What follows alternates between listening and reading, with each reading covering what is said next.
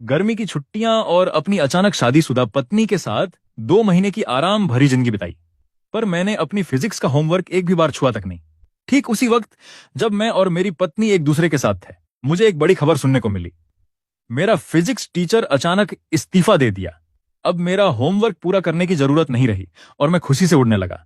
लेकिन मेरी अचानक शादीशुदा पत्नी पीछे से हंस रही थी। उसने धीरे से कहा, क्या तुम्हें फिजिक्स टीचर से इतना नफरत है? उसने कहा, गर्मी टीचर तो ठीक थे, पर मैं तो फिजिक्स कभी समझ ही नहीं पाई। वैसे तुम्हें पता है गर्मी टीचर ने अचानक इस्तीफा क्यों दिया? फुआ वान वान बिल्कुल भी जिज्ञासु नहीं दिख रही थी। पता चला कि गर्मी टीचर ने आज क्लास में बताया कि उसकी बेटी रंगरसिया में फंसी हुई है।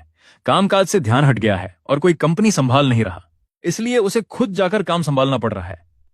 फुआ वान वान ने सुना कि उसके कड़क पापा बाहर लोगों को ऐसे ही बताते रहते हैं। मैं अभी सोच रहा था कि क्या हुआ कि उसने आगे कहा, ऐसे में तुम्हें उनका धन्यवाद करना चाहिए कि उनकी वो बेटी ऐसी हालत में है जिससे मैं जल्दी अपनी मुश्किल जिंदगी से बाहर निकल पा रहा हूं। फवानवान ने मुझे याद दिलाया कि गर्मी टीचर बस तुम्हारी क्लास नहीं ले रहा है, मतलब ये नहीं कि तुम्हारे पास ये सब्जेक्ट ही नहीं होगा। मैंने सोचा, इतना बदकिस्मत हूं कि मुझे इतना सख्त टीचर मिला। अब देखो कहीं कोई खूबसूरत टीचर तो नहीं आएगी। फुआ वान वान को ये खूबसूरत शब्द सुनते ही बर्दाश्त नहीं हुआ। उसने तुरंत मुझे चेतावनी दे दी, तुम फिर क्या करने वाले हो? याद रखो तुम्हारी शादीशुदा होने की पहचान। मैं जल्दी से मान गया। मैं तो अपनी पत्नी की गोद से दूर नहीं हो सकता। आखिरकार रात को उसकी नाजुक कमर को छूना भी तो है। अगले दिन जब मैं उठा तो घर में सिर्फ मैं ही था। प्लेट पर फू वानवान का लिखा हुआ नोट था, मैं काम पर चली गई हूं, प्लीज अच्छे से नाश्ता खा लेना। चौथे साल की पहली सुबह 8 बजे की क्लास फिजिक्स की थी। क्लास शुरू होने की घंटी बजी। पहले 3 सेकंड तक क्लास में सन्नाटा छा गया, फिर अचानक पूरा माहौल गर्म हो गया। जल्दी से मुझे 3 मिनट दो, मुझे इस औरत के बारे में सब कुछ जानना है। मैं अनजाने में अपनी नजर उस महिला की ओर उठाई जो पंडाल पर खड़ी थी। मेरे दिल में एक जोरदार हलचल हुई। फू वानवान। फिर मैं अचानक चिल्लाया, वाइफ। अगली ही सेकंड में पूरी क्लास की निगाहें मुझ पर टिक गईं। मैं समझ गया कि कुछ गड़बड़ है। जल्दी से खड़ा होकर माफी मांगी। सॉरी सर, मेरा दिमाग ठीक से काम नहीं कर रहा। खूबसूरत औरत देख के खुद ब खुद वाइफ बोल गया। फू वानवान थोड़ी देर के लिए रुकी और बोली, लड़कों को थोड़ा काबू रखना चाहिए। मैं फू वानवान हूं। शिया टीचर काम की वजह से अस्थायी तौर पर नांदाई छोड़ रही हैं। अब चौथे साल की फिजिक्स क्लास मेरी पढ़ाएंगी। क्लास और असेसमेंट के तरीके शिया टीचर से क्लियर कर लिए हैं। उनके नियमों के हिसाब से फाइनल मार्क्स दिए जाएंगे। ये सुनते ही मेरा दिमाग ऐसा हुआ जैसे किसी ने जोर से मुक्का मार दिया हो। मेरी पत्नी मेरी टीचर बन गई है। वो तो जिंगदाई यूनिवर्सिटी में पढ़ाती थी, अचानक नांदाई में कैसे आ गई? आखिरी साल में ये टीचर स्टूडेंट रोमांस सच में बहुत अजीब हो गया। शिया टीचर का होमवर्क मुझे ईमेल में मिल गया है। स्टडी रिप्रेजेंटेटिव, थोड़ी देर में होमवर्क मेरे ऑफिस में अट्टो 3 नंबर पर जमा कराना। जो स्टूडेंट्स होमवर्क नहीं लाए हैं वो सबसे आखिरी कल सुबह तक मेरे ऑफिस में दे सकते हैं। मैं 3 दिन भी दे सकता हूं। चलो हम सब लगाकर पढ़ाई कर लेते हैं। होमवर्क सबके लिए बराबर जरूरी है, कोई छूट नहीं। मुझे पता है कुछ स्टूडेंट्स ने सिया टीचर के जाने की खबर सुनकर सोच रखा है कि होमवर्क नहीं करने पर कुछ नहीं होगा, तो आपकी क्लास में मिलने वाले मार्क्स का 5% काट लिया जाएगा। ये सिया टीचर ने गर्मियों की छुट्टियों से पहले ही बता दिया था। सच में अब मैं ऊपर जाकर जाकर उससे सख्ती से सवाल करना चाहता हूं। सभी छात्र, क्या आप लोग मेरी ही बात कर रहे हो? कल तो मुझे देखकर खुश हो रहे थे, तभी एक लड़का बेसब्री से सोशल मोड ऑन कर चुका था। फुल सर, क्या मैं आपका व्हाट्सएप जोड़ सकता हूं? व्हाट्सएप छोड़ो, मेरा ईमेल वर्किंग आवर में हमेशा ऑन रहता है। आज मैं आप सबसे पहली बार मिल रहा हूं। कोई भी सवाल हो तो मुझसे पूछ सकते हो। फुल और सिंगल है? फू वान की नजरें मुझ पर कुछ हल्की हल्की पड़ी। सिंगल नहीं हूं, मैं शादीशुदा हूं। कुछ दिन पहले ही शादी की कागजी कार्रवाई पूरी की है। ग्रेजुएशन के टाइम सबको मिठाई खिलाऊंगा। इस साल हमारी अच्छी टीम वर्क हो, ये उम्मीद है। ये सुनते ही पूरा क्लास फिर से गूंज उठा। मैं बाहर से तो बहुत कुल दिख रहा था, लेकिन अंदर दिल तूफान सा मचा हुआ था। हाथ में पेन दबा दबा के तोड़ डालने वाला था। फिर मैंने क्लास ग्रुप खोला। ग्रुप का नाम बदल चुका था। फू वानवान से शादी करना चाहता हूं। सख्त जरूर है, लेकिन चेहरा बहुत अच्छा है। इतनी क्वालिटी वाली पत्नी क्यों मेरी किस्मत में नहीं है। घर जाकर तुझे जमकर सबक सिखाऊंगा, फू वानवान। शाम को जब मैं घर पहुंचा तो नीचे मेरी कोई झलक नहीं मिली। सीढ़ियां चढ़ा तो देखा मास्टर बेडरूम का दरवाजा अंदर से बंद था। साइड बेड पर एक छोटी चादर और एक तकिया रखा था। लगता है कि मुझे मास्टर बेडरूम से बाहर कर दिया गया है। अर्न ने दरवाजा खोला। मैं मान लिया कि मैंने कुछ सुना ही नहीं। अर्न सच में बाहर नहीं आ रही। ऑफिस से लौटते वक्त एक नई बारबेक्यू वाली जगह खुली है। मैंने कुछ खरीदा है, तुम चखना चाहोगी? अभी तक खाना नहीं खाया है। मैं दरवाजे की तरफ चिल्लाया, तुमने क्या लिया? मैं देखना चाहता हूं। वहां मटन के कबाब, तला हुआ पैच कट हुआ सुअर का मांस, अच्छे खासे पकवान थे जो मुझे बहुत पसंद है। दरवाजा खोलते ही मैंने उस लड़की का खूबसूरत चेहरा देखा। सच में मन किया जोर से चूम लूं। मैंने फू वानवान के हाथ से बारबेक्यू ले लिया। हबी, तुम अभी भी नाराज हो? नाराज मत हो यार। फू वानवान, मुझे पति मत बुलाओ, मैं तुम्हारा पति नहीं हूं। तुम जानते हो कि मैंने कल होमवर्क नहीं किया, फिर भी तुम मुझे देखकर हंस रही हो। क्या ये जानबूझकर कर रही हो? सुनो, तुम्हें पहले ही कहा था कि उम्मीद मत रखना, तो मुझे तुम्हारा शुक्रिया अदा करना चाहिए। फू वानवान मेरी नाराजगी देखकर अपने होठों को गोल किया। अर्न बेबी, याद रखना, कल समय पर होमवर्क जमा करना। उसकी शरारती मुस्कान मुझे बहुत गुस्सा दिला रही थी। लेकिन अब से होमवर्क शुरू करोगे तो भी पूरा नहीं कर पाओगे। मेहनत करो, मैं स्टडी रूम में मीटिंग कर रहा हूं। कोई काम हो तो वहीं आना। हमारी अर्न बेबी खुद अपना होमवर्क पूरा कर लेगी। मैं अपने गम को भूख में बदलकर खाना बनाता रहा। खाना खाने के बाद फिर से अपने होमवर्क को लेकर परेशान हो गया। सच में भूखे इंसान को सिर्फ खाना चिंता में रहता है। खाना खा के सारी परेशानियां बढ़ जाती हैं। होमवर्क खोलते ही मैं हैरान रह गया। इतना काम, और सबसे बड़ी बात, कोई एक सवाल भी मुझे समझ नहीं आ रहा था। मुझे पता है कि फू वानवान बहुत सख्त है। अगर मैं कल होमवर्क जमा नहीं कर पाया तो 10 नंबर कटेंगे। खैर, मदद मांगना कोई शर्म की बात नहीं, खासकर अपनी पत्नी से। मैंने स्टडी रूम का दरवाजा खटखटाया और सीधे अंदर चला गया। मेरी बीवी, मेरी मदद करो ना। फू वानवान मीटिंग में थी। कंप्यूटर के सामने सब हल्ला कर रहे थे। तभी मुझे एहसास हुआ कि मैंने क्या कर दिया। घबराकर स्टडी रूम से निकल पड़ा। 1 मिनट बाद फू वानवान ने देखा कि मैं चादर सिर छुपाए बैठा हूं। उसने पूछा, क्या बात है? जल्दी बाहर आओ। उन्होंने औरत को नहीं देखा तो शर्माने की जरूरत नहीं, वे तो मेरी आवाज सुन गए होंगे। मैंने कहा, कोई बात नहीं, सुन ही लिया। मैं तो तुम्हारा पति हूं, मुझे बीवी बुलाने में क्या दिक्कत। मैं फिर बाहर आया और दोनों हाथों से उसे गले लगा लिया। बीवी, हमारे शादीशुदा होने के नाते मेरा होमवर्क थोड़ा टाल दो। फू वानवान ने स्वीकार किया कि ये 2 शब्द सुनकर उसे अच्छा लगा। उसने हंसते हुए कहा, नहीं, तुम अब मेरे पति नहीं रहोगे। मैंने कहा, रहूंगा, लेकिन आज क्लास में कहा गया था कि होमवर्क जरूरी है। अगर तुमने एक लाइन भी नहीं लिखी तो असपैते मार्क्स कटेंगे। फू वानवान बोली, तुम तो ज्यादा ही कर रहे हो। 5 पैसे कटाना भी बहुत है। मैं अब 3 क्रेडिट्स पूरा नहीं कर पाई हूं। अगर अंशपैते कटे तो मैं ग्रेजुएट ही नहीं हो पाऊंगी। मैंने कहा, तुम्हारे असाइनमेंट के मार्क्स तो कट ही जाएंगे। अब इन्हें वापस पाने के लिए हमें हमारे दोस्त आचिन पर निर्भर होना पड़ेगा। मैंने उसकी होठों पर धीरे से एक किस किया। आचिन, तुम्हारा सेड्यूस करना यहां काम नहीं करेगा। वैसे मैंने सुना है कि तुम जो भी खूबसूरत लड़की देखते हो सबको बीवी बुलाते हो। मेरे लिए तो ये बात है कि जो भी खूबसूरत लड़की देखता है उसे अपनी वाइफ बुलाने वाला वो फूल औसी हो। वैसे तुम्हें अगर पॉइंट कट करने हैं तो कर लो, बड़ा क्या होगा। मैं ग्रेजुएशन से पहले एक बार फिर शादी कर लूंगा। वैसे भी 5 क्रेडिट्स मिल जाएंगे। आज से हम सिर्फ टीचर स्टूडेंट रिलेशनशिप में रहेंगे, इसलिए दूरी बनाकर रखना ही ठीक है। चाहे स्कूल हो या घर, फूल औसर के टेन्योर के दौरान भी जिम्मेदारी से काम लेना और अच्छे से रहना। ठीक है, अगर अचेंग बेबी को वाइफ चाहिए तो सीधे मुझसे मांग लेना। मैं इतनी बेसब्र तो नहीं हूं। और हाँ, आगे से क्लास में वो फटी हुई ब्लैक स्टॉकिंग्स मत पहनना। अचेंग, ये तो जलन हो रही है क्या? पति की बात मानता हूं, अब घर पर ही पहनूंगा, सिर्फ पति के लिए। इतना कहकर मैंने दरवाजा बंद कर लिया और सोने चला गया। फिजिक्स का बड़ा क्लास हफ्ते में 3 बार होता है, और वो भी पहले 3 दिन में। ऐसा लग रहा है जैसे कोई रास्ता ही नहीं छोड़ना चाहता। मैं मंच पर खड़ी उस कुतिया को देख रहा था। आज उसने ब्लैक स्टॉकिंग्स भी नहीं पहनी थी। क्लास शुरू होने से पहले मैं गर्मियों की छुट्टियों के होमवर्क के बारे में बता दूं। 5 स्टूडेंट्स ने होमवर्क नहीं दिया, उनकी पॉइंट से 15 पैसे ही कटौती होगी। सुचेन ने तो एक भी शब्द नहीं लिखा, उसकी पॉइंट से औसा पैसे ही कटौती होगी। उम्मीद है कि सब इससे सबक लेंगे और आगे समय पर होमवर्क पूरा करेंगे। औसा पैसे पॉइंट्स कटने के बाद भी अगर फाइनल एग्जाम में पूरा नंबर भी आ जाए तो भी फेल हो जाएगा।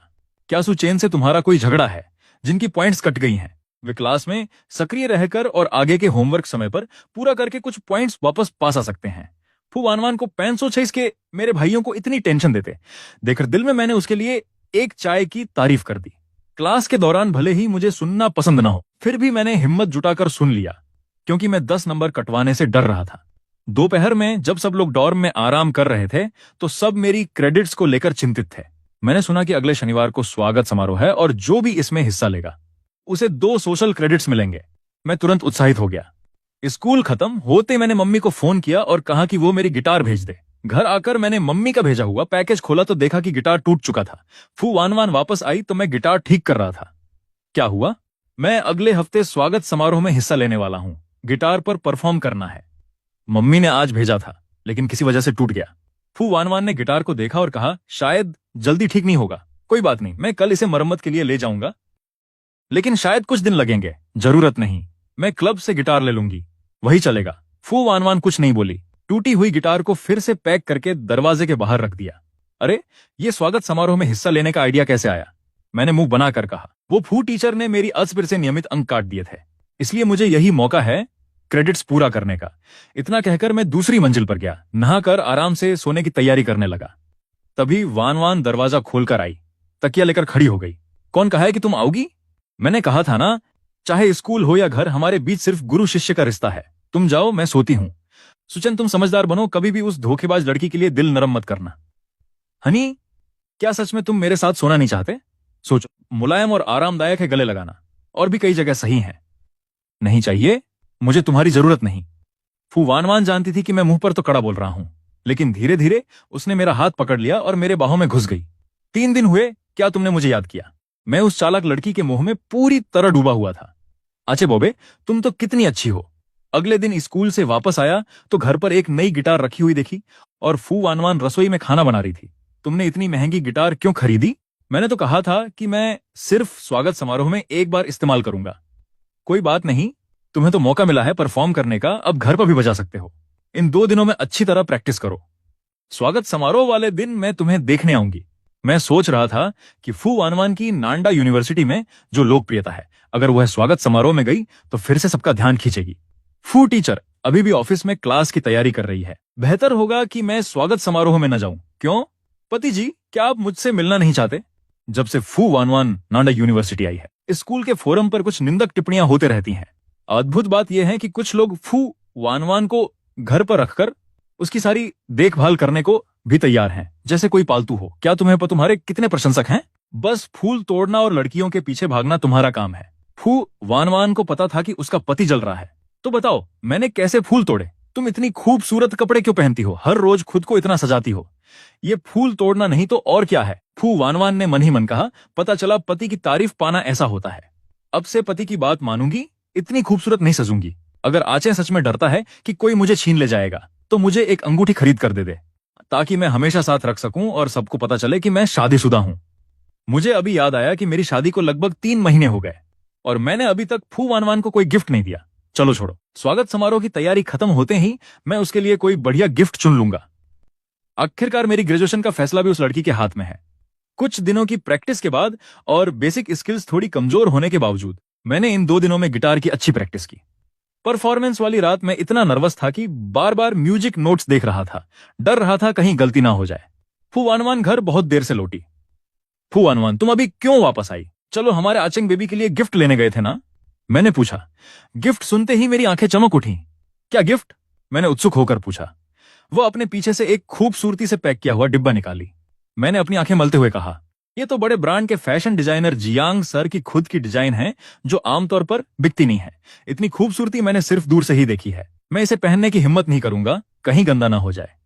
फू वानवान ने मेरा चेहरा छूते हुए कहा, पागल, ये तुम्हारे लिए है, वापस नहीं करनी। अब ये तुम्हारी है। हस्बैंड, ट्राई करोगे? 2 मिनट बाद मैं कपड़ों के कमरे से बाहर आया और फू वानवान की आंखें चमक रही थी। क्यों, अच्छा लग रहा है, बहुत ही खूबसूरत और काफी हैंडसम। धन्यवाद मेरी पत्नी फू वानवान। जब उसने देखा कि मेरे कान लाल हो रहे हैं तो वो पंजों के बल खड़ी होकर पहले मुझे चूम गई। रात की स्वागत पार्टी में मेरी बुनियाद पहले से ही अच्छी थी और कुछ दिनों की मेहनत की प्रैक्टिस के बाद मैंने अपनी प्रस्तुति पूरी तरह से बेहतरीन तरीके से दी। लेकिन सभी परफॉर्मेंस खत्म होने के बाद भी मैंने फू वानवान को कहीं नहीं देखा। ये कैसी लड़की है? मैंने कहा था कि मत आना, लेकिन वह सच में नहीं आई। मेरी परफॉर्मेंस भी नहीं देखी। मैं स्कूल के पीछे के दरवाजे तक पहुंचा। कार का दरवाजा खोला तो देखा कि एक बड़ा सा गुलदस्ता रखा था। पति, तुम्हारी मेहनत के लिए मुबारकबाद। तुम्हारा शो शानदार रहा। ये मेरी हाई स्कूल की परीक्षा खत्म होने के बाद पहली बार मुझे फूल मिले थे। लेकिन फिर भी थोड़ा अफसोस था क्योंकि फू वानवान ने मेरी परफॉर्मेंस अपनी आंखों से नहीं देखी। मैंने अपना फोन निकाला और अपनी सोशल मीडिया की छोटी छोटी नोटिफिकेशन देखी। क्या तुम मेरी परफॉर्मेंस देखने गई थी? फू वानवान की सोशल मीडिया पर मेरी परफॉर्मेंस की एक तस्वीर थी जिसमें लिखा था, पूरा चांद तारों के बीच जमा है। यह फोटो मैनेजमेंट टेबल के सबसे पीछे से ली गई थी। क्या तुमने स्कूल के किसी टीचर को ब्लॉक कर रखा है? मैंने पूछा। यह व्हाट्सएप मैं सिर्फ परिवार से बात करने के लिए इस्तेमाल करती हूं, काम के लिए नहीं, उसने जवाब दिया। वाह, यह तो बड़ा सावधान इंसान निकली। अब किसी भी तरह का अफसोस नहीं रहा। आज का दिन बहुत अच्छा था, लेकिन फिर भी कोई ना कोई अपनी ही गलती करता है। शायद थोड़ा ज्यादा उत्साहित था। नहाने के बाद मैं फू वानवान की पीठ के पीछे बैठ गया। फू वानवान, मुझे पता ही नहीं था कि तुम्हारी फोटोग्राफी इतनी अच्छी है। देखो ये कलर एडिटिंग कैसी है। मैं तस्वीर की ओर इशारा करते हुए उससे पूछ रहा था कि ये सेटिंग्स कैसे की जाती हैं। फू वानवान अभी कुछ कहने वाली थी कि उसने मेरा फोन देखा जिसमें मैंने उसका नाम बेजो लिखा था। फू वानवान कुछ नहीं बोली, सीधे मेरी गोद में बैठ गई और मुझे चूमने लगी। क्या कर रही हो? फू वानवान चुपचाप बस मुझे चूमती रही। आशम बेबी, तुमने क्या किया? खुद नहीं पता क्या किया। सच मानो, मुझे भी नहीं पता मैंने क्या किया। मैंने क्या किया? फू वानवान ने मेरे शर्ट के बटन खोल दिए। उसकी मादक आवाज में बोली, आशम बेबी, मैंने तुम्हारे लिए जो नोट लिखा था याद है ना? मैं 2 सेकंड के लिए ठिठका, फिर जल्दी से खुद को संभाला नहीं। ये मैं था। उस वक्त वो औरत कभी भी मेरी बात सुनती नहीं थी। कौन सोच सकता था कि फू वानवान पूरी तरह से मेरे पीछे पड़ जाएगी। मैं जानता था कि आज रात तो बचना मुश्किल है। शनिवार था। मैं दोपहर 12 बजे उठा तो आसपास कोई नहीं था। मैं आराम से स्ट्रेच करते हुए नीचे गया। खाने की मेज पर पहले ही कुछ डिशें रखी थीं। मैंने जानबूझकर कुर्सी को जोर से खींचा ताकि आवाज हो। फू वानवान आखिरी डिश लेकर किचन से निकली और मेरे पास बैठ गई। क्या हुआ बेबी? मैं चुप था। मेरा दिमाग पूरी तरह से कल रात की यादों में खोया हुआ था। हनी, मेरी गलती थी। कल रात मेरी तरफ से गलत था। थोड़ी देर में तुम्हें गर्म पानी के स्नान पर ले चलती हूं। ठीक है। मुझे थोड़ा शक हुआ। दक्षिण शहर में गर्म पानी का स्नान है क्या? अच्छे से खाना खाओ, फिर ले चलती हूं। मैंने उस औरत को एक बार देखा, फिर चुप हो गया। जब मैं बाहर जाने लगा तो मुझे लगा फू वानवान का रंग थोड़ा खराब लग रहा है। फू वानवान, तुम्हें कहां तकलीफ है? तुम्हें बुखार तो नहीं है? ठंड लग गई। कोई बात नहीं, थोड़ी देर में ठीक हो जाऊंगी। नहीं, बुखार बड़ी बात है। अगर दिमाग खराब हो गया तो? चलो दक्षिण शहर के पीपुल्स अस्पताल चलते हैं। मैं आमतौर पर ज्यादा बीमार नहीं पड़ता, अस्पताल भी कम आता हूं। आउटडोर वार्ड के सामने खड़ा था। पता नहीं किस विभाग में दाखिला कराऊं। कोई बात नहीं, घबराओ मत, हम सीधे 8वें फ्लोर जाएंगे। मेरा एक दोस्त वहां है। तो मैं मजबूरन फू वानवान को लेकर 8वें फ्लोर के क्लिनिक में चला गया। है वामा दीदी, तुम हमारे अस्पताल कैसे आ गई? फू वामा मुझे रोकते हुए बोली, तुमसे मिलवाती हूं। ये जन है मेरा कॉलेज का दोस्त, और ये मेरा पति सुचेन। दीदी, ये क्या अजीब सा संबोधन है? तुम इसे अच्छे से देखकर ही समझो। कल तो सब ठीक था, आज अचानक ऐसा। डॉक्टर्स के कमरे में सिर्फ मरीज ही आ सकते हैं। दीदी, आप बाहर थोड़ी देर इंतजार कर लीजिए। मैं हूं तो वामा दीदी को कोई दिक्कत नहीं होगी। तुम बहुत दिनों से खुद को रोक रही हो। बातें मत बनाओ। सुचेन के साथ बेहूदगी मत करो, समझी? फू वामा ने जंजंग को इशारा करते हुए कहा। दीदी की बुखार की वजह यही है। फू वामा जल्दी से जंजंग को रोकती है। क्या हुआ?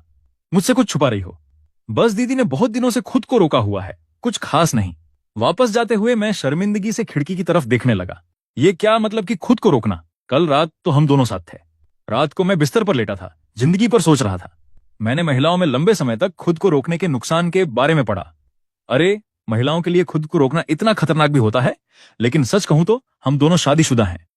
शर्माने की क्या बात, कभी कभी तो उसे बुखार भी आ जाता है। ये सोचकर मैं स्टडी रूम के दरवाजे पर गया।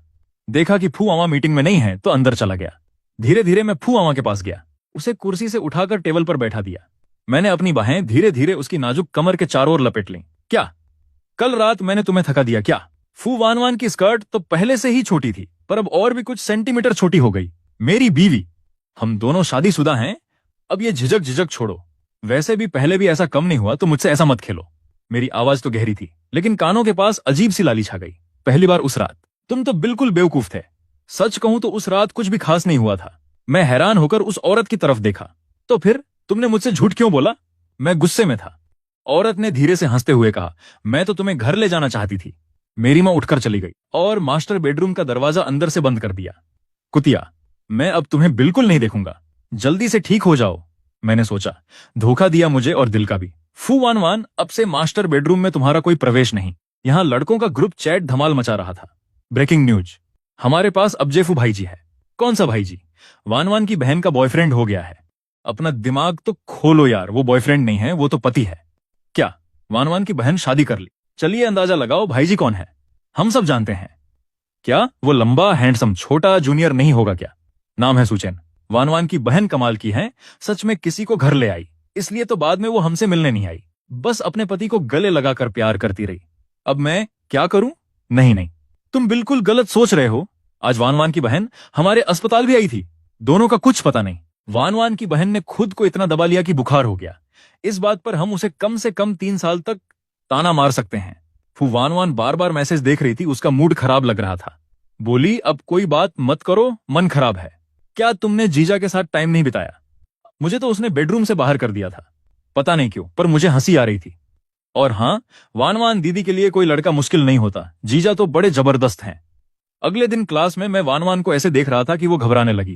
किसी ने पूछा, अच्छा तुम फू टीचर को ऐसे क्यों घूर रहे हो, क्या तुम्हें वो पसंद है? मैंने कहा, पसंद नहीं है, वैसे भी औरतों में कोई अच्छी नहीं होती। फिर किसी ने पूछा, तुम और फू टीचर के बीच कुछ निजी बात होती है क्या? मैंने कहा, ऐसा लगता है कि तुम्हारे निजी झगड़े बहुत गहरे हैं। अगर वो तुम्हारा अत्स पर से नंबर काट दे तो भी तुम उससे पर्सनल झगड़ा करोगे। मैं सोच रहा था कि वान वान का क्या करना चाहिए, तभी पीछे से लड़कों की हंसी सुनाई दी। तुम बताओ, फू टीचर का शरीर तो कमाल का है। मैं सच में गुस्से में आके चिल्लाना चाहता हूं, ये सेक्स का झमेला कोई बड़ी बात है क्या? मैं तो अपनी चाहते रोक ही नहीं पाता। मैं बड़ी शान से उस महिला को देख रहा था जो पेडेस्टल पर खड़ी थी। आज तुम्हें यह एहसास दिलाऊंगा कि जबरदस्ती रोक पाना कितना मुश्किल होता है। कुतिया, देखता हूं आज मेरी बस एक क्लास है। क्लास खत्म होते ही मैं सीधे घर गया और मोबाइल से तुरंत वो सब सामान मंगवा लिया जो आज चाहिए था। मैं अपने हाथ में रखे उस सामान को देखते हुए बोला, फू वान वान, तुम्हें इंतजार करना पड़ेगा। जब वो घर पहुंची तो नीचे वाला लाइट तक जलाया नहीं था। अचेन, ये क्या खुद से नाराज होकर घर छोड़कर चली गई? पति बोला, मैं आ गया हूं। कोई जवाब नहीं मिला। ऊपर के मास्टर बेडरूम के दरवाजे के बीच से थोड़ी रोशनी झांक रही थी। अच्छा हुआ कि अचेन घर पर है। फू वान वान ने पजामा पहन लिया और धीरे धीरे मास्टर बेडरूम में घुसी। जैसे ही लाइट जलाने लगी, फू वान वान ने रोका, लाइट मत जलाना। मुझे कुछ शक हो रहा था। अच्छा सुनो पति जी, मैंने थोड़ा सोचकर कहा, तुम्हारी वो सुबह वाली बात कि मैं मनमानी सजा दूंगी, वो अभी भी मान्य है क्या?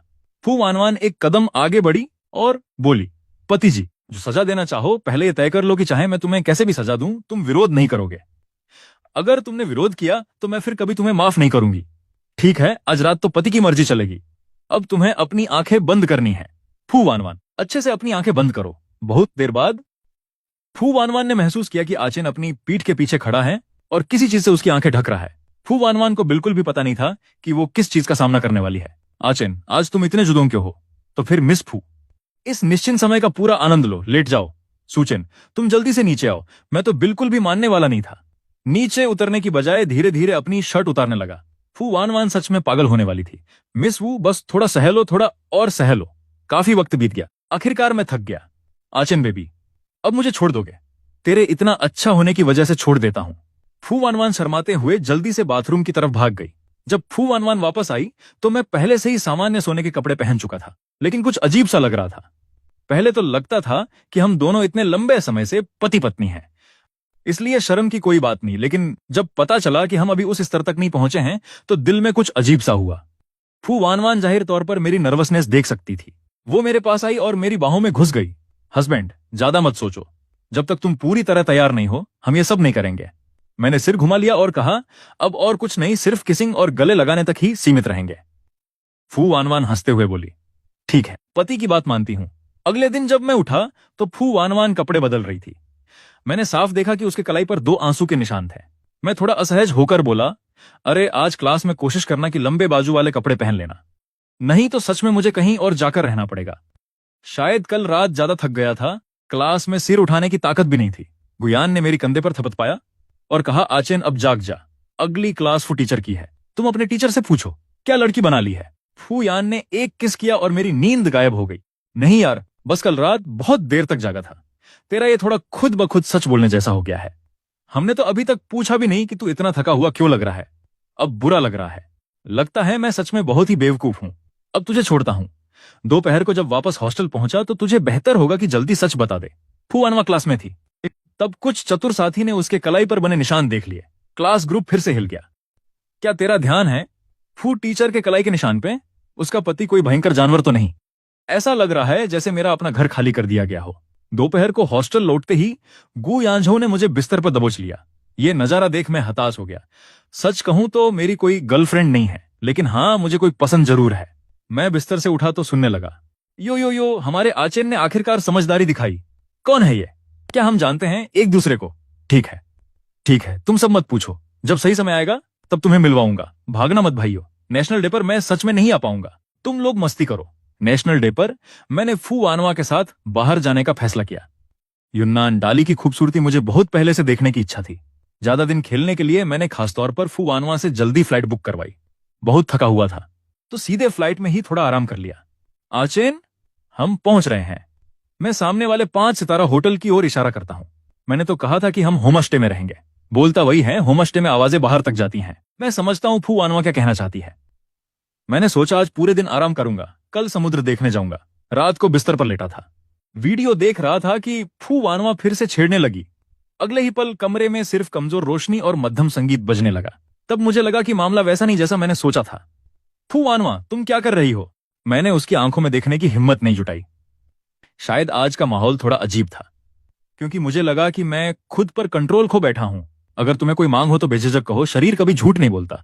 सच बताओ, क्या तुम्हें वाकई मेरी बात नहीं माननी? फिर पत्नी पास आई और देखा कि अचन बेबी झूठ तो नहीं बोल रहा। अगली सुबह जब मैं उठा तो पाया कि फुआनवान अभी भी मेरी बाहों में गहरी नींद में था। मैं कल रात की बात सोचने लगा, ये कुतिया कैसे हो सकती है। मैं पलटकर उससे दूर होने की कोशिश करने लगा। उसने महसूस किया कि मैं दूर जाना चाहता हूं, लेकिन वह और करीब आ गई। यहां थोड़ा गंदा है, क्या ये बातें कही जा सकती हैं? कल रात मैंने पूछा, फुआनवान, क्या तुम जब आए थे तो सब कुछ पहले से सोच रखा था? बहुत सोचने के बाद भी तेरी ही वजह से है। फुआनवान, आज मैं दरअसल समंदर देखने जाना चाहता था, लेकिन अब इतनी देर हो गई है। खिड़की खोलते ही सूरज की रोशनी में समंदर न सिर्फ चमक रहा था, बल्कि बहुत ही खूबसूरत लग रहा था। फुआनवान ने एक टुकड़ा फल मेरे मुंह में डाल दिया और कहा, तुम्हें कल रात की अपनी परफॉर्मेंस से संतुष्टि है? मैंने कहा, तुम्हारे हिम्मत वाला चेहरा क्यों है? उसने कहा, तो क्या हुआ, हम शादीशुदा हैं इतने साल, अब भी शर्म आती है? फुआनवान ने अपना मुंह बंद कर लिया और कहा, वरना सच में बात करना बंद कर दूंगी। इनाम के तौर पर फुआनवान ने खास तौर पर यूनान से एक अंगूठी भी खरीदी और मुझे दी। उसने कहा कि अब उसे अपने पति से और भी ज्यादा प्यार करना होगा। अगले कुछ दिनों तक फुआनवान रोज मुझे लेकर बाहर खाने पीने और मस्ती करने गई। सच कहूं, वो बहुत ख्याल रखने वाली हैं। बाहर जाने पर मुझे किसी चीज की चिंता नहीं करनी पड़ती। लेकिन मुझे थोड़ी हैरानी भी हुई कि यूनान आने वाली पहली रात के बाद से करीब करीब कोई और कदम नहीं बढ़ा। हाँ, किंग बेबी के अलावा। शायद वह नहीं चाहती, लेकिन मैं चाहता था। हमारी योजना थी कि छुट्टियों के आखिरी दिन मैं वापस नानचंग लौट जाऊंगा, लेकिन योजना के आगे तो कभी कुछ नहीं टिकता। आखिरी दिन बहुत जोर की बारिश हुई, फ्लाइट कैंसिल हो गई। फुआनवान ने अपनी फ्लाइट बदली और एक दिन पहले ही घर लौट आई। मैं घर आकर सीधे सोफे पर लेट गया। फुआनवान जानती थी कि मुझे बाहर का खाना पसंद नहीं है, इसलिए उसने पिछले कुछ दिनों में जो भी खाना खाने का मन था सब घर पर बना दिया। मैंने कहा, मैं तुम्हारे बनाए खाने को बहुत मिस कर रहा था। सोचा भी नहीं था कि बाहर कुछ दिनों में आचेन भी शरारती हो जाएगा। रात को फुआनवान मेरी गोद में थी, मेरा हाथ उसके पीठ पर फिरा रहा था और मेरा मूड थोड़ा उदास था। जल्दी सो जाओ। सुनो, मैंने सीधे फुआनवान को धकेला और वो अकेले बिस्तर के किनारे बैठ गई। थोड़ी देर बाद फुआनवान को कुछ अजीब लगा। वो जल्दी से उठी और छोटी रात की लाइट जलाई। फुआनवान ने दोनों हाथों से मेरा चेहरा थामा और मुझसे पूछा, क्या हुआ बेबी? फुआनवान बोली, जिंदगी ठीक से चल नहीं रही क्या? मैंने कहा, जिंदगी ठीक से चल ही नहीं रही। फुआनवान ने कहा, बताओ ना, क्या हुआ? अगर तुम नहीं बताओगे तो कैसे समझूं? उनकी बात सुनकर मैं और भी ज्यादा परेशान हो गया। पहले तो फुआनवान रोज मेरे साथ मस्ती करती थी और दिल को हल्का कर देती थी, लेकिन पिछले 2 दिन से वो जैसे सूदी हुई घरवाली बन गई हो। मैंने कहा, नहीं, उस रात के बाद मुझे लगा था कि तुम थकी हुई हो और खुश नहीं हो, इसलिए मैंने सोचा कि तुम्हें कुछ दिन आराम करना चाहिए। मैं तो बिल्कुल भी फुआनवान की बातों पर विश्वास नहीं करता। फुआनवान ने मेरी हाथ कसकर पकड़ा और कहा, क्या महसूस कर रहे हो? मैं सच में तुमसे बहुत प्यार करती हूं। चूंकि आचेंग बेबी इतना जुदों आगे बढ़कर था, आज रात फिर मना नहीं कर सकता। एक पूरी रात नींद नहीं आई। जब से फुआनवान के साथ मेरी जिंदगी में सब कुछ ठीक हो गया है, वो मुझ पर और भी ज्यादा निर्भर हो गई है। मैं कहता हूं, शादी के बाद औरतें सच में बहुत खतरनाक हो जाती हैं। आज दोपहर फुआनवान को ऑफिस में ओवर टाइम करना था। मैंने खाना खाकर उसका खाना पैक करके ऑफिस पहुंचा। जैसे ही मैं ऑफिस में घुसा, फुआनवान ने मुझे दीवार से लगाकर रोक लिया। नहीं, गर्दन पर मत चूमो। मुझे अचानक स्कूल के फोरम पर इतने सारे लोग मेरी बीवी पर नजर गड़ाए हुए हैं, ये सोचकर बहुत गुस्सा आ गया। सबकी आंखें कितनी अंधी हैं। उसने तो अंगूठी पहन रखी है, फिर भी सब बेइज्जती से उसके पास आते हैं। सोचते ही गुस्सा आता है। अगले ही पल मैंने दोनों हाथों से फुआनवान की पतली कमर को पकड़ लिया और उसकी लंबी गर्दन को नीचे झुकाकर सीधे चूमा। थोड़ी देर में उसके गर्दन पर 3 साफ सा स्ट्रॉबेरी के निशान पड़ गए। फुआनवान, तुम्हारा पति है, खुद का ख्याल रखना। आजकल बाहर बहुत बुरे लोग हैं। ठीक है, पति की बात मानो। अगले दिन भौतिकी की क्लास में मैं अभी भी नींद में था और हफ्ते में 3 भौतिकी की क्लासें हैं, जिनमें से 2 सुबह 8 बजे शुरू होती हैं। घंटी बजते ही मैं अभी सिर उठाने वाला था कि क्लास में हल्ला मच गया। जब मैंने देखा तो सच में मन हुआ कि इस दुनिया से भाग जाऊं। वो कुतिया सफेद ड्रेस में आई थी। उसके गर्दन पर जो 3 स्ट्रॉबेरी के निशान थे वो और भी साफ दिख रहे थे। फिर भी कुछ लड़कों में हिम्मत है। कृपया सब लोग चुप रहो। कल पति को गुस्सा दिला दिया मैंने। ये सुनकर मेरा चेहरा काला हो गया। कौन आगे आकर यह सवाल का जवाब देना चाहता है? टीचर। मैं शू तियानले अपनी सीट से उठा और धीरे धीरे पोडियम की तरफ बढ़ा। मैंने ऊपर देखा तो शू तियानले वही सफेद शर्ट पहने था। सबकी आंखें तो बेवकूफ नहीं थी। इसलिए उन्होंने उसके गले पर पड़े हिकी और वो सफेद शर्ट जरूर देख ली थी। मैं तो पहले ही काफी हैरान था। हमारे पापा तो अमर हैं, और ये त्यानले और फुआनवान यहाँ कपल आउटफिट्स में और हिकी के साथ घूम रहे थे। उसने बस हल्की सी मुस्कान दी और चुप रहा। क्या यह साफ नहीं था?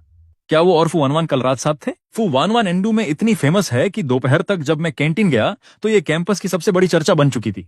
मैंने खाना लिया, लेकिन बहुत भूख नहीं लगी। तभी मैंने देखा शू त्यानले कैंटीन में आ रहा था। उसने जानबूझकर अपनी कॉलर थोड़ा उठाया, शायद ये दिखाने के लिए कि सबको उसके गले का निशान दिख जाए।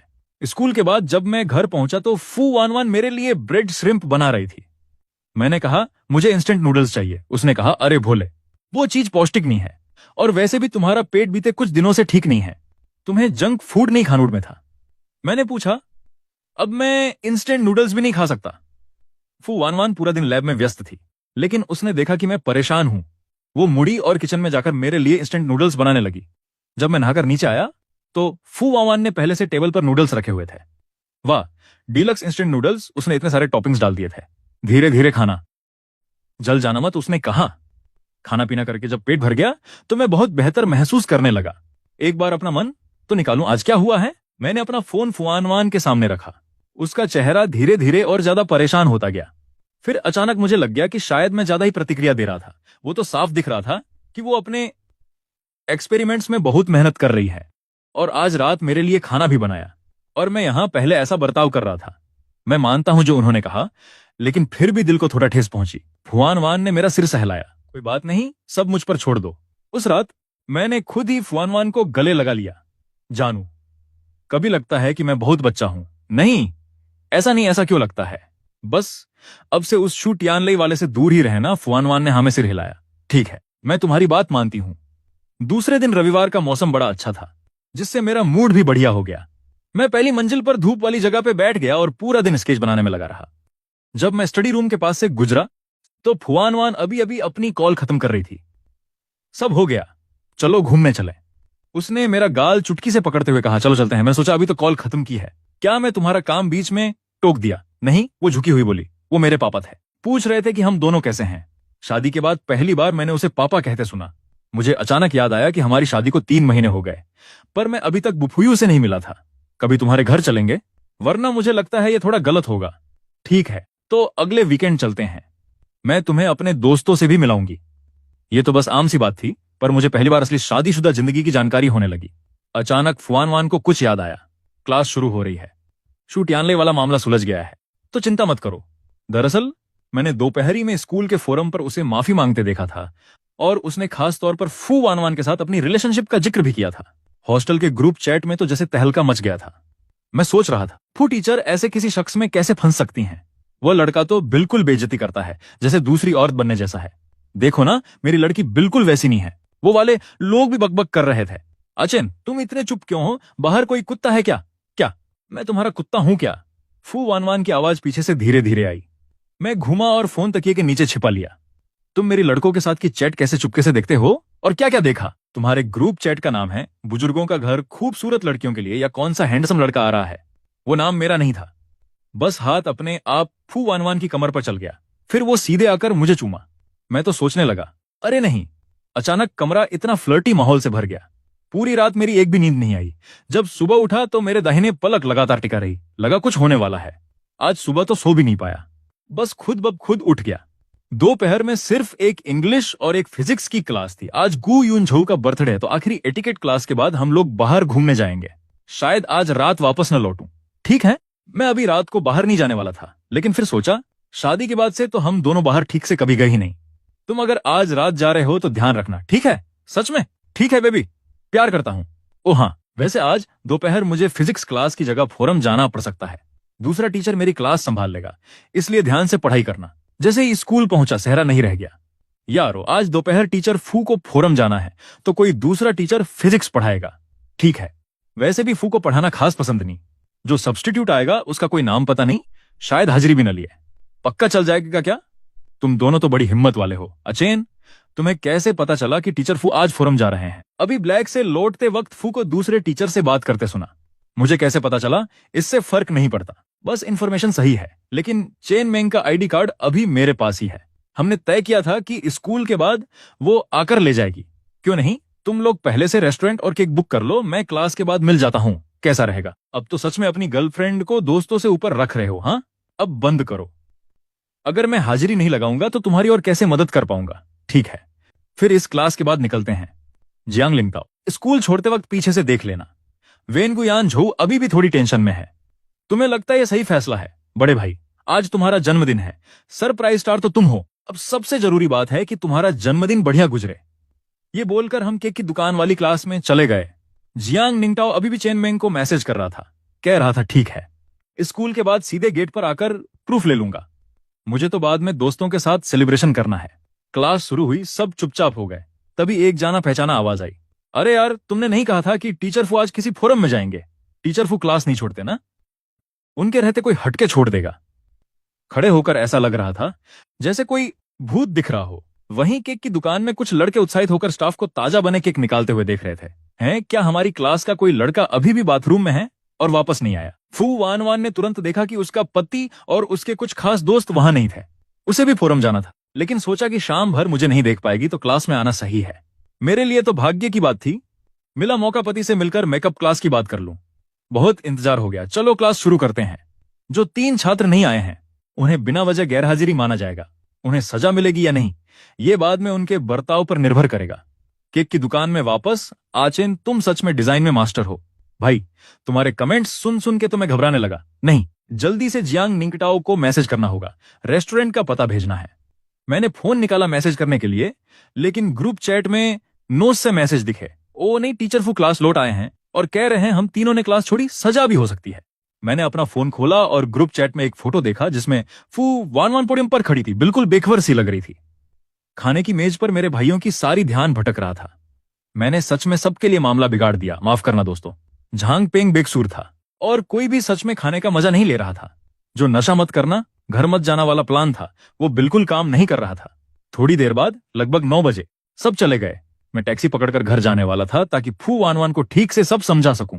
ट्रैफिक लाइट के ठीक बाद मैंने फू वान वान की कार सड़क के किनारे खड़ी देखी। मैं वहां गया और अंदर बैठ गया।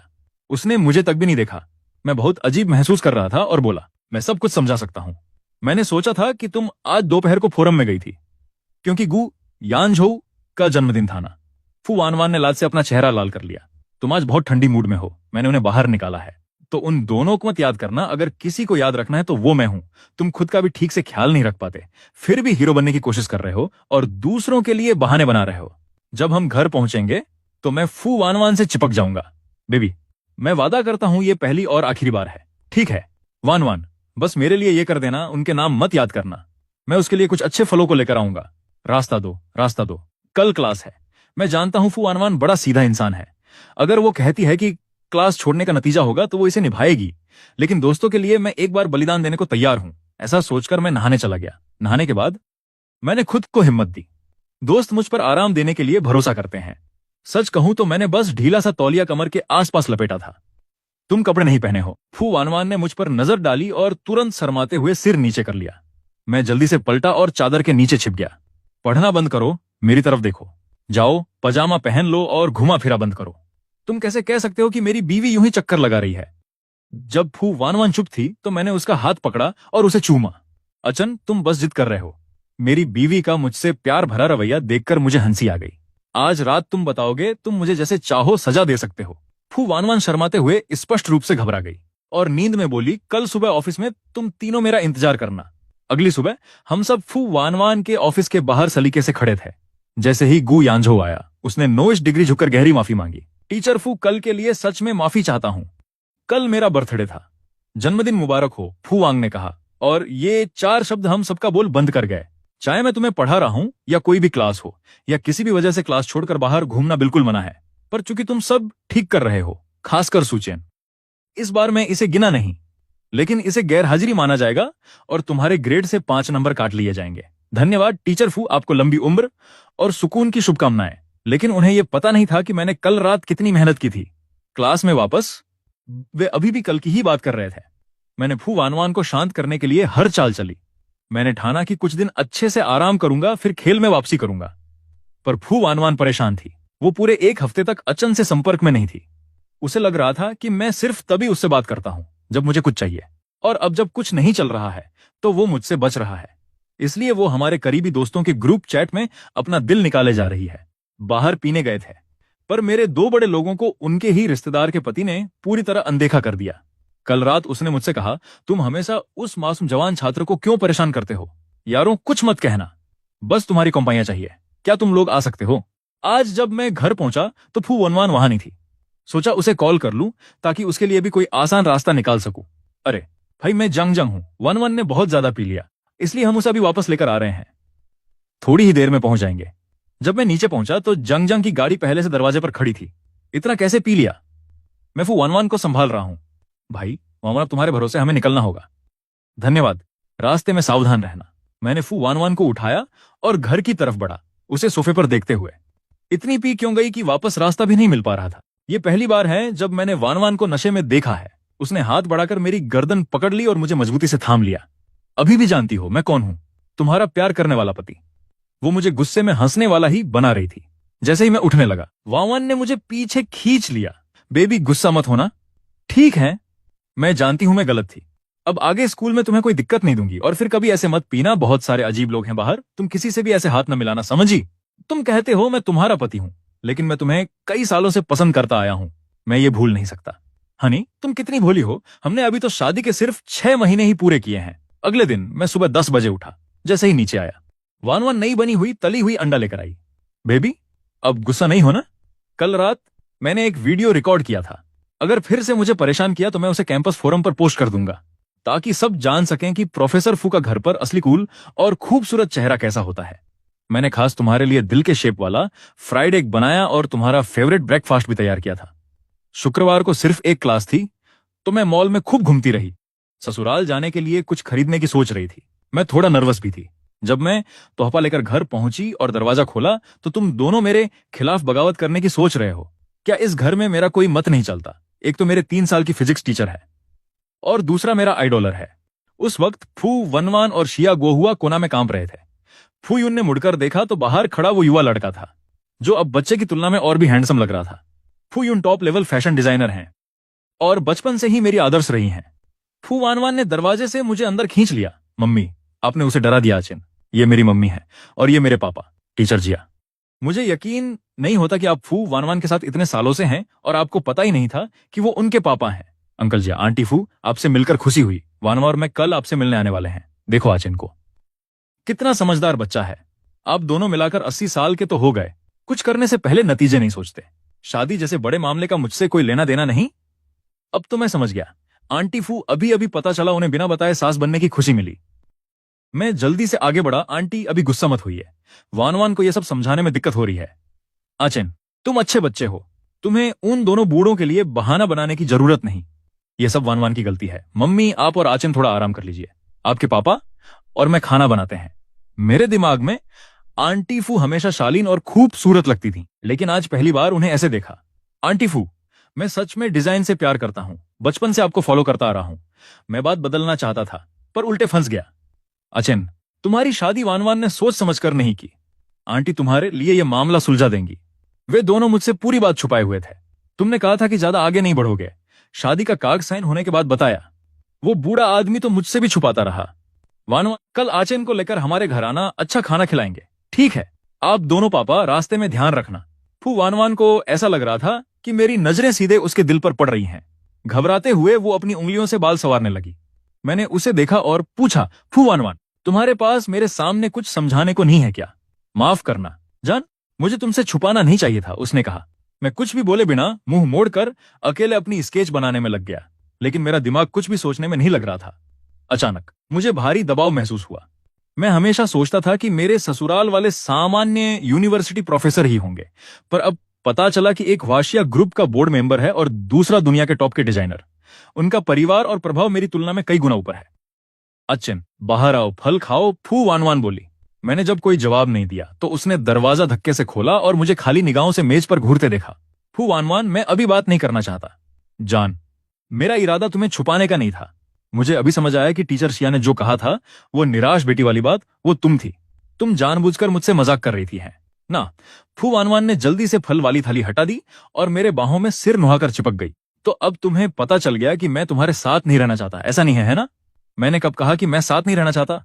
लगता है फू वानवान इस रिश्ते में सच में डर महसूस कर रही है। जो लोग फू वानवान से झूठ बोलते हैं उन्हें इसकी कीमत चुकानी पड़ती है। इस बार तुमने जो बुरा किया है उसके चलते तुम्हें कुछ दिन अकेले सोना पड़ेगा।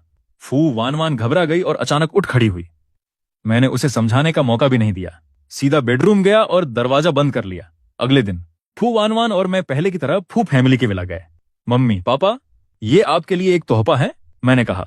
कल मैं इतनी नर्वस थी कि पता ही नहीं था इसे क्या बुलाऊं, फू वानवान ने कहा, शिया गुहुआ की मम्मी के सामने। दोनों के चेहरे पर काले घेरे थे। पूछने का सवाल ही नहीं, उनकी बीवियों ने उन्हें बेडरूम से बाहर निकाल दिया था। शायद कमी की नींद मिली थी। आंटी फू मुस्कुराई और मुझसे कहने लगी, चलो, तोहफे की जरूरत नहीं थी, खाना तैयार है, तुम्हें भूख लगी होगी। आज चैन की मम्मी ने बताया था कि वानवान तुमसे बड़ी है, लेकिन कभी कभार वो बच्ची जैसी हो जाती है और मूडी हो जाती है। अगर वो ज्यादा बढ़ गई तो बस मुझे बता देना, मैं उसे सबक सिखा दूंगी। अगर वो भी काम नहीं आया तो मैं तुम्हारे लिए कोई बेहतर लड़का ढूंढ देती हूं। मैंने कमरे के दूसरी तरफ उतरी हुई फू वानवान को देखा। डिनर के बाद आंटी फू मुझे अपने एक खास कमरे में लेकर चली गई और मैं पूरा दोपहर वहीं रहा। फू वानवान कई बार दरवाजे के पास से छुपकर सुनने की कोशिश कर रही थी, लेकिन वहां साउंड प्रूफ था तो उसे कुछ सुनाई नहीं दिया। तुम थोड़ा शांति से नहीं बैठ सकती? मैंने उसकी आवाज सुनी। बाद में मैंने अपनी मम्मी को तुम्हारी जगह लेते देखा और सोचा इससे क्या तुम्हें चिंता हुई। शाम 7 बजे हम दोनों आखिरकार कमरे से बाहर आए। मैं हाथ में एक सूटकेस लिए था। फू वानवान करीब आकर देखना चाहती थी कि उसमें क्या है, लेकिन मैंने उसे टाल दिया। घर तक की सवारी लगभग 1 घंटे की थी। मैं पूरा समय अपने फोन पर देखते हुए मूर्ख की तरह मुस्कुराता रहा। फू वानवान जानना चाहती थी कि मैं क्या देख रहा हूं। अच्छे, मेरी माँ ने तुमसे वाकई क्या कहा था? क्या तुम सच में किसी और बेहतर को ढूंढना चाहते हो? क्या तुम्हें जू युआन पता है? बिल्कुल नहीं। जू युआन आंटी फू की सबसे अच्छी दोस्त की बेटी है। उसकी हाइट 7 मीटर है और वो डांस टीम में है। वो बिल्कुल मेरी टाइप नहीं है। क्यों नहीं? किसने कहा तुम्हें ये? मैं तो अभी बस उसे जान रहा हूं। मैंने कभी कहा ही नहीं कि मैं उसके साथ रहना चाहता हूं। सुचेन, तुम पहले से ही उसके बारे में सोच रहे हो। हमारी शादी अभी 6 महीने ही हुई है। तुम बोर हो गए। आंटी से सुना है कि जू युआन 1.7 मीटर लंबी है और डांसर है, तो उसका बॉडी शेप तो बढ़िया होगा ना सुचेन? तुम्हें उसे जू युआन नहीं कहना चाहिए। मैंने ऊपर चढ़ते हुए मुड़कर कहा, टीचर फू, तुम्हें सच में स्टडी में अपनी पढ़ाई पर ध्यान देना चाहिए। मुझे अपनी बेडरूम अकेले चाहिए। वो मुझे टीचर फू कहती है, लेकिन किसी और को दीदी बुलाती है। ये मुझे पागल कर देता है। क्लास में फू वानवान की आवाज बहुत धीमी और उदास थी और उसका चेहरा वैसे स्वस्थ चमकदार नहीं लग रहा था। साफ दिख रहा था कि वो पिछले कुछ दिनों से बीमार थी। शायद वो सही से गर्म नहीं रही। फू वानवान पूरा दिन ठीक नहीं थी, बार बार फोन देख रही थी, लेकिन उसके पति की कोई मैसेज नहीं आई। क्या वो सच में मुझसे उब गया है? बिल्कुल नहीं। आज दोपहर घर लौटते हुए मैंने कुछ खांसी की दवा खरीदी, बनाकर दी फू वानवान को। यह दवा ले लो, इसे और खराब मत होने देना। डार्लिंग, प्लीज मुझे छोड़कर मत जाना।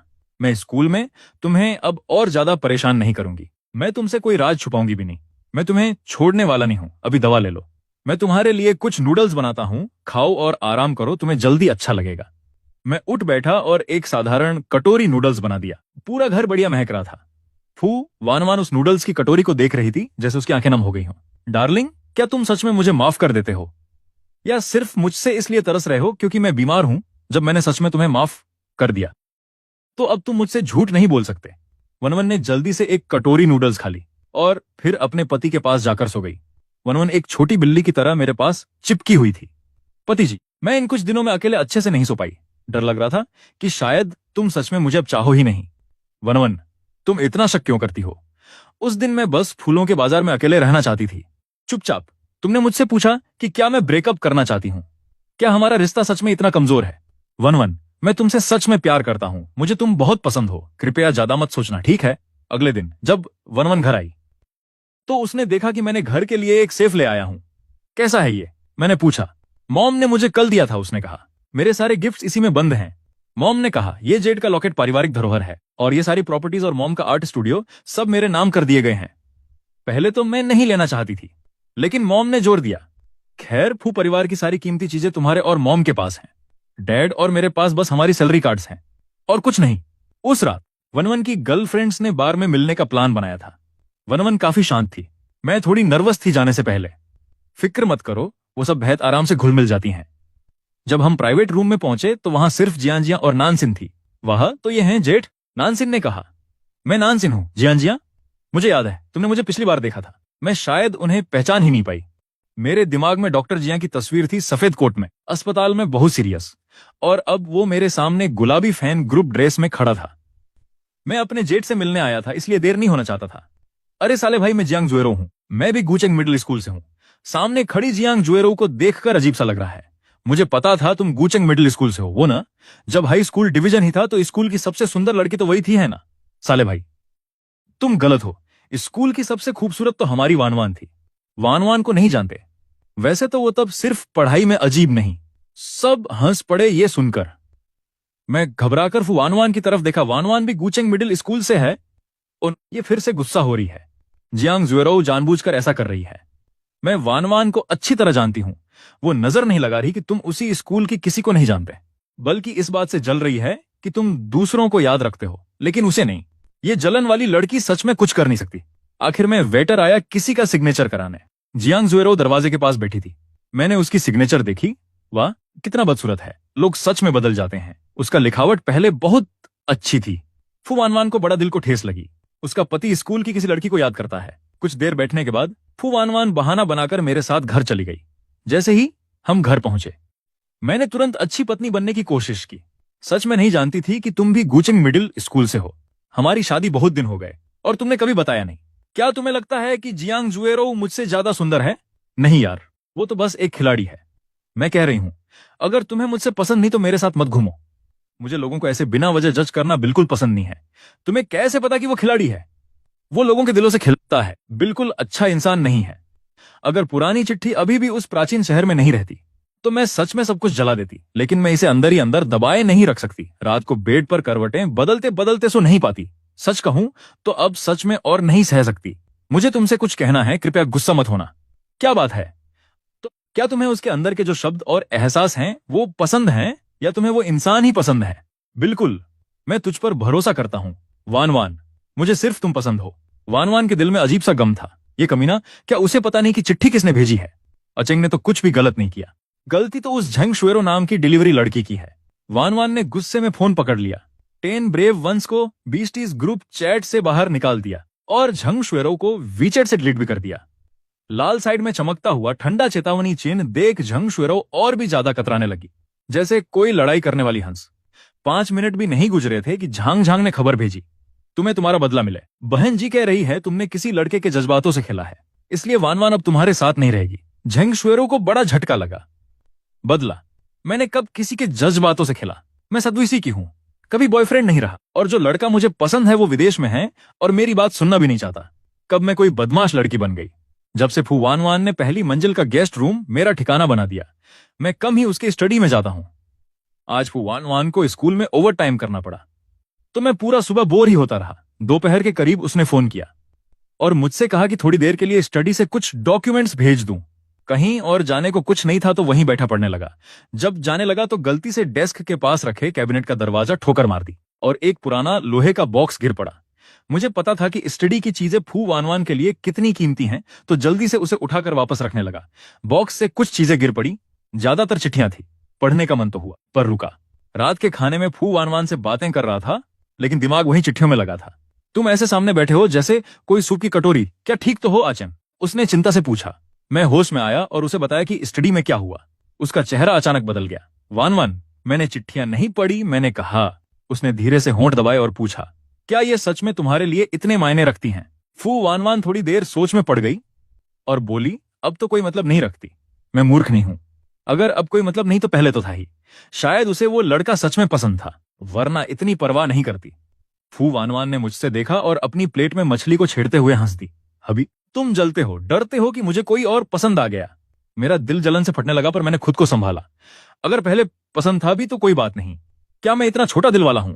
आखिर ये तो बस कुछ चिट्ठियां हैं। और वैसे भी अब तो तुम मेरी पत्नी हो। मुझे फिर से बहुत छोटा सा महसूस हुआ, बस ये सोचकर कि कोई और लड़का फू वानवान को पसंद कर रहा है। मेरे हाथ में रखी सूप भी खट्टी लगने लगी। झुंझलाकर मैंने कटोरा और चॉपस्टिक्स नीचे रख दिए। फू वानवान मेरी हरकत को समझ गई और कुछ समझाने की कोशिश भी नहीं की, बस धीरे धीरे खाना शुरू कर दिया।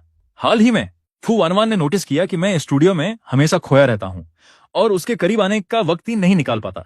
ये ठीक नहीं था। अगर ऐसा लंबे समय तक चलता रहा तो मेरे और मेरे प्यारे पति के रिश्ते पर असर पड़ता। फू वानवान अंगूर लिए स्टूडियो में आई और मेरी बाहों में आराम से सिर टिकाया। अरे बेबी, इतने उदास क्यों हो? अपनी पत्नी से बात करो, उसने प्यारी सी आवाज में कहा। मैं अभी तक कॉन्टेस्ट के लिए पेंटिंग खत्म नहीं कर पाया।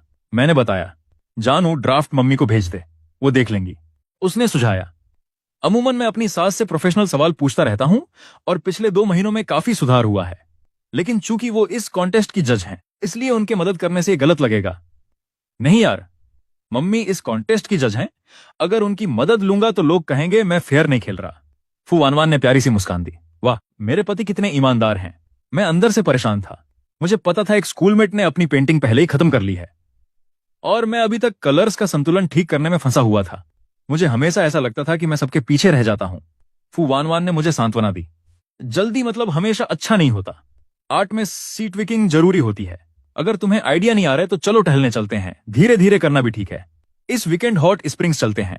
मैं सहमति में सिर हिलाया, खुद को खुशकिस्मत महसूस करते हुए।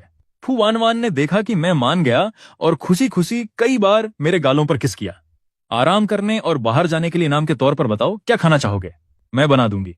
फिर बस अपनी सिग्नेचर कोला चिकन विंग्स बना लो। तो आज रात तुम मुझे अच्छा इनाम दो, ठीक है? शुक्रवार है, क्लास के बाद हम सीधे स्कूल से निकले। मैं गुपचुप कार में चढ़ गई, जबकि फू वानवान ने मेरे पति को नाराज नजर से देखा। हम लोग कब सबके सामने आएंगे?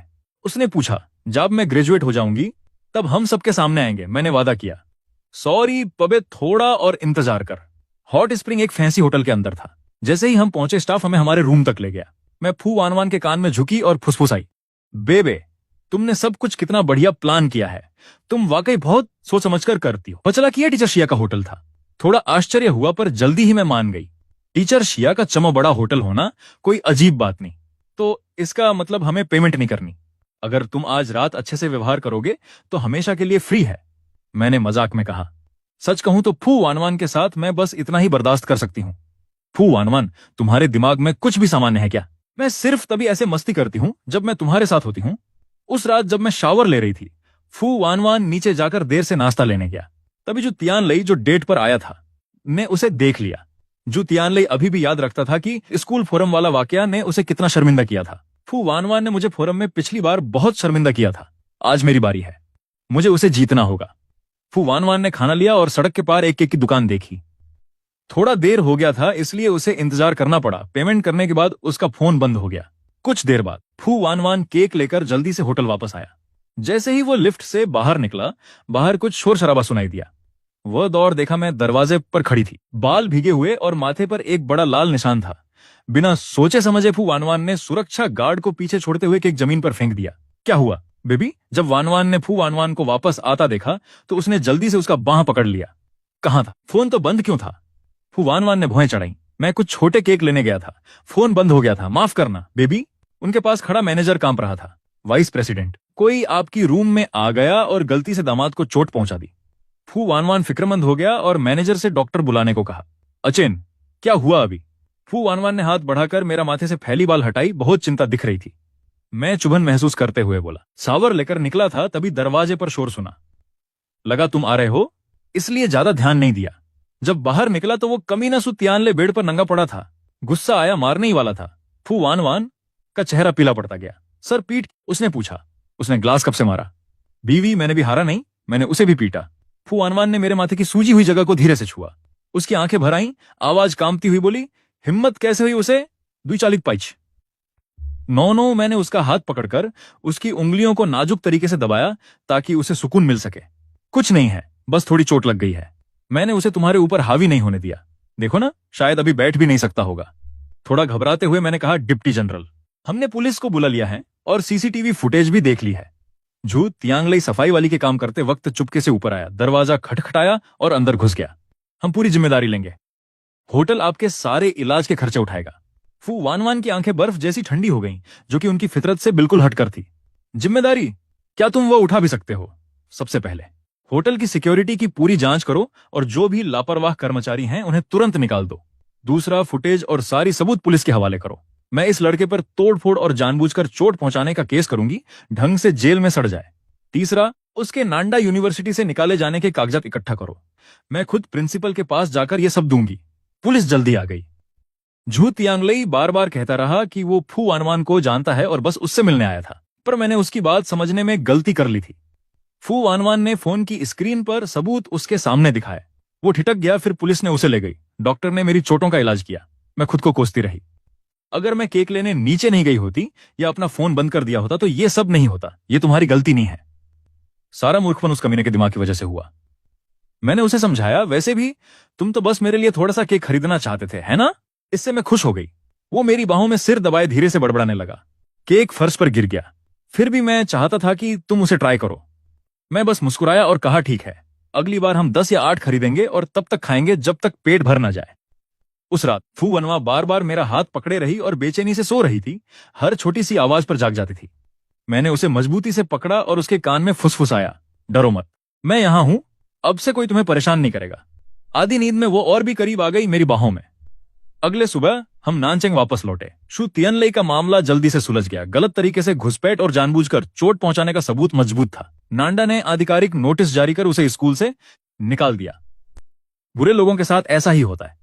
उसकी छोटी छोटी चालें उल्टी पड़ गईं। बुरे लोगों के साथ ऐसा इन मिला। मैं अपने डिजाइन प्रतियोगिता के काम में पूरी तरह लग गया।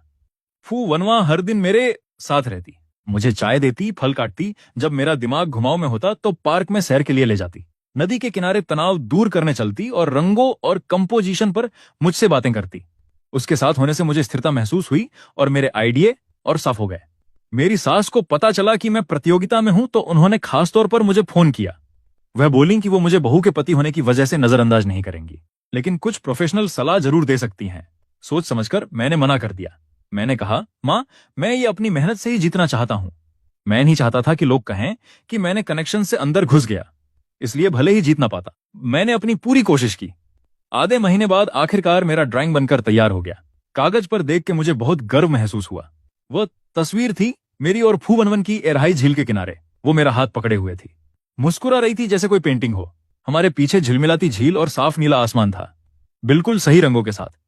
हर ब्रश स्ट्रोक में मैंने अपना प्यार भरा था उसके लिए। जब फू वनवन ने ड्राइंग देखी, उसकी आंखें चमक उठी। उसने मुझे लगाया और चुंबन दिया। कहा, तुमने कितना खूबसूरती से बनाया है, ये जरूर कोई इनाम लेकर आएगा। मैंने उसके गाल पर चुटकी ली और कहा, प्रोत्साहन के लिए शुक्रिया। सबमिट करने के बाद इंतजार लंबा था। हर दिन मैं कॉन्टेस्ट साइट को बार बार रिफ्रेश करता रहता। उलझन और उत्साह दोनों साथ थे। फू वनवन हमेशा मुस्कुराती और मुझे हिम्मत देती। आखिरकार रिजल्ट आया। मैंने गोल्ड प्राइज जीत लिया। खबर देखकर मैं इतना रोमांचित हो गया कि बोल ही नहीं पाया। मैंने फू वनवन को पकड़ लिया और कई बार घुमाया। वो हंसी और अपनी बाहें मेरी गर्दन में डालकर बार बार चूमने लगी। मेरे ससुराल वाले तुरंत फोन कराए। हमें पता था तुम कर लोगे बच्चा, वाकई तुम्हारे अंदर टैलेंट है। ऐसा शुद्ध सच्चा ऑफिशियल शादी जिसमें फू वानवान आंसू बहाती हुई वहां खड़ी थी, सिर हिला रही थी और घबराते हुए कह रही थी, मैं मान जाती हूँ सुचेन, मैं मान जाती हूँ। जब मैंने उसकी उंगली में अंगूठी पहनाई तो वो अंगूठी ऐसे लॉक हो गई थी। इस जिंदगी में भागने का कोई रास्ता नहीं था। मैं भी कभी भागने वाला नहीं हूं। आगे के दिनों में हम शादी की तैयारियों में जुट गए। आंटी हमसे ज्यादा भाग दौड़ कर रही थी, बहुत उत्साहित। मेरी सासू मां ने शादी का वेडिंग ड्रेस और सूट खुद डिजाइन किया। शादी का गाउन सफेद था, जिस पर नाजुक मोतियों और लेस की कढ़ाई थी, जिससे फू वानवान परी जैसी लग रही थी। सूट काला था, खास तौर पर मुझ पर फिट किया गया। ससुर ने जगह और मेहमानों की लिस्ट का पूरा ध्यान रखा। सब कुछ बढ़िया तरीके से सेट करवा लिया। मेरे दोस्त भी बढ़ चढ़कर मदद कर रहे थे। गुयान झो बेस्टमैन के कप्तान बन गए। वहीं झांग पेंग और जियांग निंगताओ दुल्हन के कमरे की सजावट और शादी की मिठाइयां खरीदने में लगे हुए थे। शादी ग्रेजुएशन वाले दिन रखी गई थी। साउथ सिटी यूनिवर्सिटी का कैंपस ग्रेजुएशन की खुशी से गूंज रहा था और हमारी शादी भी वहीं हो रही थी, जहां फू वानवान से मेरी मुलाकात हुई थी, जहां हमारी कहानी शुरू हुई थी। शादी के दिन सूरज ठीक ठाक था, हवा हल्की हल्की चल रही थी।